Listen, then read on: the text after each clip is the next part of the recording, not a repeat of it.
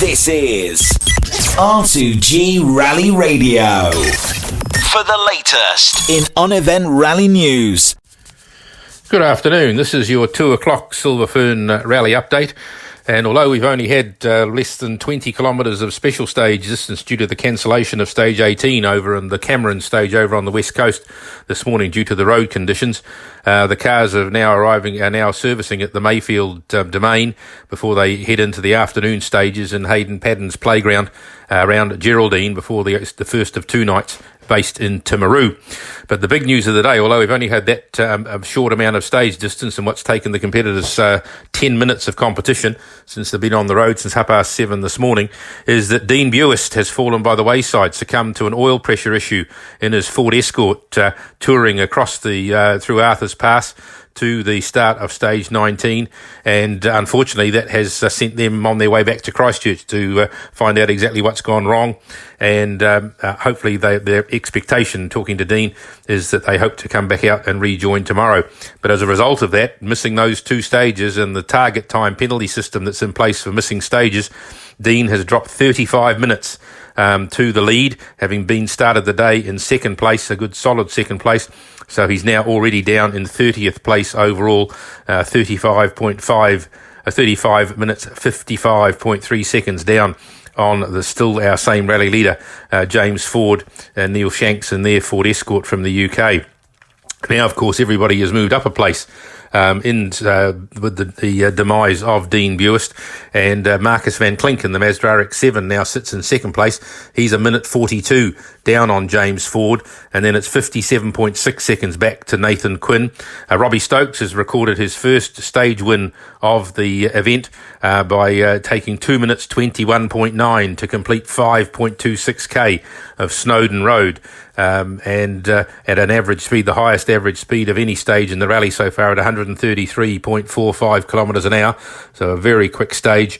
He headed off James Ford, Nathan Quinn, then Marion Evans coming through, Roger Chilman next, Jeff Judd, Robert Goff, and is a bit of a surprise in a very quick stage. Marcus van Klink could only record the 8th fastest time, losing 7.5 seconds to a very flying Robbie and Amy Stokes. So moving from there, with Nathan Quinn, as I say, in third place, 2 minutes 39.6 behind James Ford. Robbie Stokes, after his problems on the first day, is 2 minutes 24.9 behind Quinn and 5 minutes 4.5 behind the rally leader. But now up into fourth place. Jeff Judd in his Ford Escort is in fifth, a minute 33.6 behind Robbie Stokes. And then comes Robert Goff in his Ford Escort, 25 seconds down on Jeff Judd in sixth. Our Austrian visitor, Chris Rosenberger in the Tuttle Porsche is seventh, 55 seconds down on Goff. Then we go back another 6 seconds to Roger Chilman. And then Shane Merland up into ninth place, obviously moving up a place with the demise of Dean Buist, minute 29 down on Chilman. And Bonamy Grimes now comes into the top 10 in his Ford Escort, minute 35.7 down on Shane Merland. So the top 10 is separated by 11 minutes 9.6 seconds. Our visiting businessman from Hong Kong, Mr. Philip Kaduri, in the fabulous Lancia Stratos, is in 11th place, 3.8 seconds down on Grimes. Then it's back another 14.2 to Charlie Evans in the Mazda RX-7. Alan Dippy, in the second of the three Porsches in the event, is a minute 56 further back. And then our Cypriot, as we found out, Evgeny Kriev in the third Porsche 911 is at a minute 25.9 behind Dippy. Our Spanish visitor, Daniel Alonso, car number 30, and his Ford Escort is 15th overall at 23.9 behind Karev. And then we go back to Andrew Siddle in 16th. 17th is Grant Shand, both of them in Escorts, along with Brandon James, and then Ken McDonald. And we continue our run of Ford Escorts down to Richard Spink in 20th place, 22 minutes, 28 seconds behind the rally leader.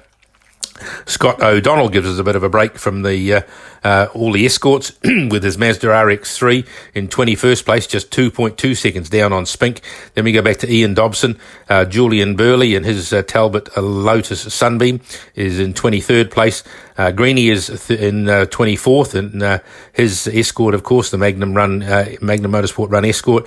David Young in Escort Mexico is 25th. Then Steve Cox in the Toyota Starlet continues to lead Class A at 27 minutes 19 behind the leader.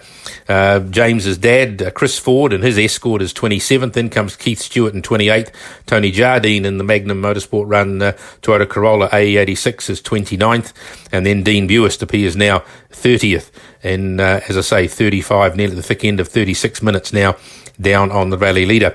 Another one of our rejoins from yesterday, Merv Hatcher, is in 31st place, and we're pretty much into the rejoining cars now. Merv Hatcher 31st, Ali Mackay 32nd, Andy Martin 33rd, Marion Evans 34th, Ben Howlett, car 38, the Chrysler Avenger, is 35th. Then car 18, Bruce Farley in his Datsun B510. And the last two runners still classified. 37th is car 33, Joshua Hilton from Australia in his Toyota Celica. And car 38, William Midgley, another one who's gone back to Christchurch today to carry out repairs on his Toyota Corolla 1600 GT with the intentions of rejoining hopefully as early as tomorrow. So our two retirements we have in the field now of the original starters. Darren Snooks, car 17, of course, was out, we believe, with engine problems on day one. And car 32, Peter Sharmack, his Ford Escort, not looking very pretty at all after a fairly significant role in an off-road excursion in stage 16 yesterday, our other permanent retirement. As far as the moving on to the two-wheel drive challenge, pretty much status quo there with Dave Strong winning both the stages so far this morning from the leader, Chris Ramsey. 5.8 seconds, the difference between the two of them. Phil Thomas has been third and fourth on the two stages today. Richard Galley from Australia in the BMW, fourth and third. Carl Celeste, fifth on both stages. Austin and Kingsley Jones in the front-wheel drive Subaru, sixth and seventh. And Brian Van Eck in his Toyota Altezza, seventh and sixth of the runners through the opening two stages of leg three. So the overall classification, remember that Dave Strong lost 10 minutes with two right front punctures on consecutive stages on Saturday, and that really has him playing catch-up. We now have Chris Ramsey, of course, still leading the Carl Celeste, and the Hamilton-based Toyota Corolla is 4 minutes 41.2 ahead of Carl Celeste in his Toyota Levin. Then Richard Galley maintains third place in the BMW, a minute 43 behind Celeste. And then it's back another 50 seconds to Phil Thomas in his Mark II Escort. Austin Jones, Kingsley Jones, and the Impreza we mentioned is in fifth overall, 23 seconds down on Thomas. Then it's back 2 minutes 36 now for Dave Strong and Rob Scott in the Honda Jazz RS. And then Daniel Alexander and Waverley Jones are seventh in the Toyota Starlet, 4 minutes further back. And then Chris Padden and Robin Matheson in the Levin AE 101. They're another 4 minutes 28 behind. So certainly some fairly substantial gaps starting to develop in the field now. Ninth is Michael Ward in his Toyota Levin at 4 minutes 18 behind Chris Padden. Back another 46 seconds to Ed Mulligan in his BMW. And Andrew Lowe another 16 minutes further back and some 40 minutes behind Chris Ramsey is 11th. Brian Van Eck, of course, who was a rejoin, our Australian visitor in the Altezza. He is well off the pace, over an hour behind Andrew Lowe in 12th place. And of course we lost Ross Yendel due to transmission failure, which has forced him into retirement, car number 46, another Australian visitor and yet another Ford Escort. And of course now we've moved on from the weekend activity with the mainland 2-day rally and the Westland rally, the North Canterbury rally, and wrapping up the mainland rally championship, which I understand Dean Buist has taken away following the two rounds on Saturday and Sunday. We really now just cover the Frond, which is the Silver Frond, which is in its third and final day today. And we've had a change of rally leader there with Keith Hamilton. It's a fantastic contest going on here. Stephen Gill has won the second stage, today's stage 20, by 3.7 seconds. But looking back, Keith Hamilton made up almost 20 seconds on Stephen Gill in the Lake Lyndon 2 stage, the 14k through there, and that meant that Hamilton grabbed the lead back after stage 19, and after stage 20 we're in a situation now where Keith Hamilton in the Subaru GC8 leads Stephen Gill in the Ford Escort by just 1.9 seconds after 2 hours 21 of motoring through these 20 stages. Peter Light continues to be in third, but he's 15 minutes, nearly 16 minutes down on both Stephen Gill and the rally leader Keith Hamilton. And Kerry Sloan, who was a rejoin yesterday, he is a further 4 minutes back in fourth place, remembering that we lost Tim McDonald in his Toyota Corolla due to clutch issues touring to the final stage on Saturday. So plenty to play for, great contest in store over these 5 stages, which this afternoon, which we'll see a winner found in Timaru this evening to wrap up the Silver Fern. Again, 2 cars, of course, as we've had all rally so far in the four-wheel drive classic section, and that continues to be runaway leader Ben Huband in his H6 Impreza, the Magnum Motorsport run car. He's at nearly 12 minutes now ahead of Tom Milliken, in his H6 Impreza. And as far as the time trial goes, we had a problem for car 62, Dave and Tim Bryan in their Datsun 1200, either a fuel or an electrical problem. Once they'd booked into stage 20, they were unable to start, so they get a stage maximum under the time trial rules of 300 penalty points. So it's pretty much status quo with Dallas Yates and Alice Inga in the Toyota MR2 on 452 points. Timothy James and John Mulrennan in their Porsche Cayenne are on 485. And now that with those penalty points, Dave and Tim Bryan are now third, but at 1,211 points. So 5 stages this afternoon, brilliantly fine conditions. Some of our spotters out in the field are saying it's 21 degrees on the dashboard of their utes, and they're enjoying some lovely conditions in the mid-Canterbury region. Hayden Paddon's home territory is certainly turning on. Obviously not only some fabulous roads, but some fabulous weather. So we'll be back at 7 o'clock to carry on. In the meantime, please feel free to make use of the Chris Sport results system. All the weekend results from the mainland events are still available. Just click on the relevant profile if you want to see what's going on. And we'll be back at 7 o'clock to give you an end-of-day wrap-up. So until then, this is Chris Grant at the Chris Sport results desk. Monday afternoon, halfway through day 3, Silver Fern Rally 2024. Chris Paddon, 22 years it's been. You're actually starting to go back down the field, which means you're actually getting some pace on. You're getting to grips with your green machine again? Yeah, it's starting to feel like me now. Yeah, it is getting better and better. You think this is a start of things to come? Not going to admit that. No, you never know though. I am thinking now what would be the next event I might do. And as far as your objective, it's a week-long event. There's so much that can actually happen. What are you here to try and achieve? Oh, it's an old cliche, of course, but I definitely want to finish, and we've come here literally to finish, have a hell of a lot of fun, and the result will be whatever the result is. We're not looking at times during the day. We're just driving. And you've got the Paddon reputation of mechanical reliability on the line. Really, the rest of it is just up to you. How's the fun factor going? Oh, the fun factor was there right from day one, actually. So, it's been great. Excellent, thank you. We look forward to following you during the week. Tony Jardine, we seem to keep bumping into you quite regularly. We're midway through that the third day. Everything going okay for you?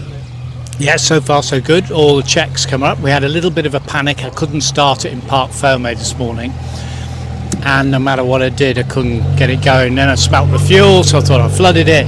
But anyway, the boys arrived PDQ and got it going. So that was great. The 2 stages we've done, fantastic. I think one of them we did in the reverse direction around the lake. Long transit section.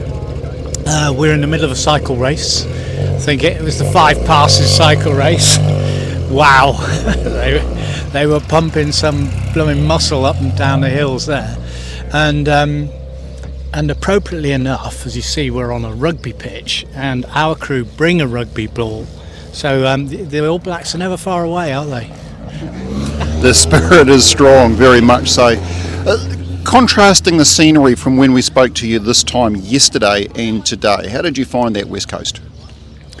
I thought it was fantastic. I mean, you can see the signs everywhere about, tourism, but it's the mountains. And then you've got the lush vegetation, and parts of it were tropical as well. So we came into these other bits and we were like, oh, blimey. So yeah, it was a bit of everything. And then because it's the start of your summer, I was starting to see lots of rental camper vans as well. So you're going to have lots of tourists soon, and I don't blame them. Yeah, of course, if anyone knows your background, you'll have half an eye on what's happening in Formula One.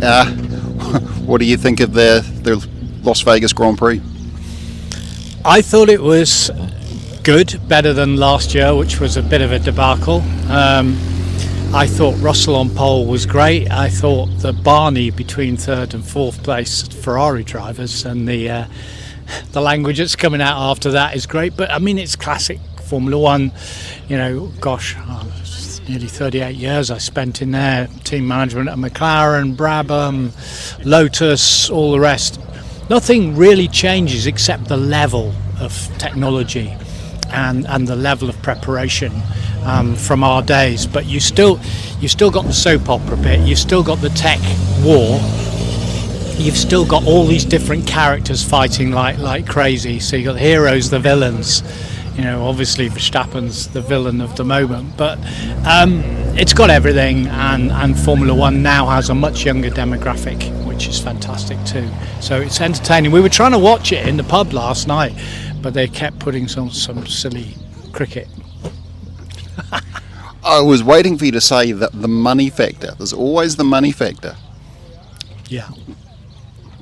Well, maybe we'll leave that topic for another time. Tony, we're back on the sunny side of the hill, so to speak, even though it was pretty mild over the other side. For you, just steady as she goes. Long way to go.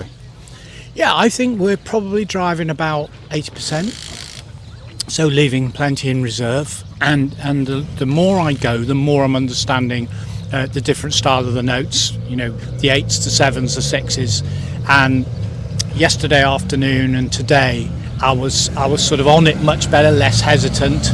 I think I'll just keep building that way, and with the reliability and the preparation of Magnum Motorsport, I'm just keeping our fingers crossed that we don't get caught out.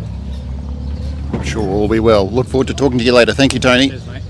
Stefan Prevost, it's a marathon event. You've obviously plenty of experience with this. You're still running compared to some of the others that would expect to still be running at the stage. You're in a good position. Yeah, for sure. It's a long event, so you have to push, obviously, if you want a good result. But keep in mind that it's 7 days and nearly 1,000 kilometers of stage. It's big. So yeah, just try to go around, no mistakes, and save the car where you have to. But yeah, you need to be a bit lucky as well, definitely. Always. All right, thank you, Stefan, co-driver for Jeff Judd. I look forward to talking to you later on.